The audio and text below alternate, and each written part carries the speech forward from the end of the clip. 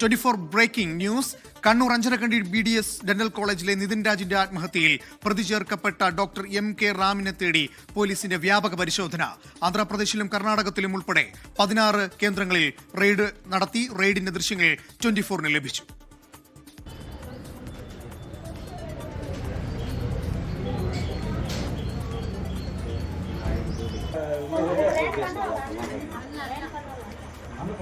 Hello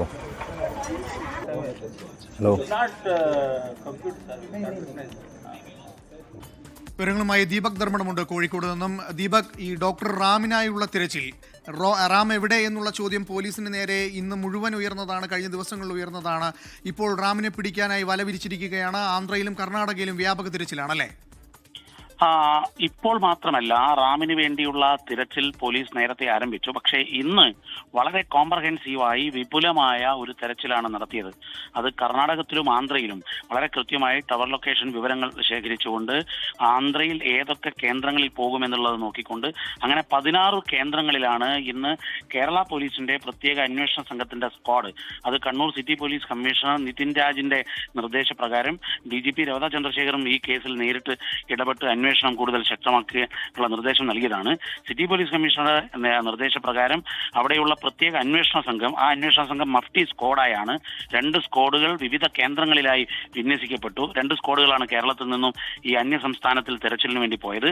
അവരെ വിവിധ സ്ക്വാഡുകളാക്കി വിവിധ പ്രദേശങ്ങളിൽ അങ്ങനെ 16 കേന്ദ്രങ്ങളിൽ ഇന്ന് റെയ്ഡ് നടത്തി. റെയ്ഡിൽ രാമിനെ കിട്ടിയിട്ടില്ല. പക്ഷേ രാമുമായി ബന്ധപ്പെട്ട പല കേന്ദ്രങ്ങളിൽ നിന്നുള്ള വിവരങ്ങൾ പോലീസിന് ലഭിച്ചിട്ടുണ്ട്. രാമിനെ എത്രയും പെട്ടെന്ന് തന്നെ പിടികൂടാനാകും എന്നുള്ളത് തന്നെയാണ് കേരള പോലീസിന്റെ പ്രതീക്ഷ.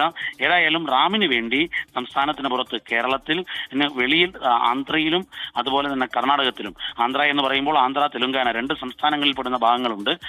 അത്തരം പ്രദേശങ്ങളിലാണ് വലിയ രീതിയിലുള്ള തെരച്ചിൽ നടക്കുന്നത്. തെരച്ചിൽ നമുക്ക് ലഭ്യമാകുന്ന വിവരമനുസരിച്ച് ഇപ്പോഴും തിരച്ചിൽ ചില കേന്ദ്രങ്ങളിൽ നടക്കുന്നു എന്നുള്ളതാണ്. ചിലപ്പോൾ റാമിനെ ഇന്ന് രാത്രി വൈകി കസ്റ്റഡിയിൽ പോലീസിന് കിട്ടിയേക്കുമെന്നാണ് പ്രതീക്ഷിക്കുന്നത്. അനു,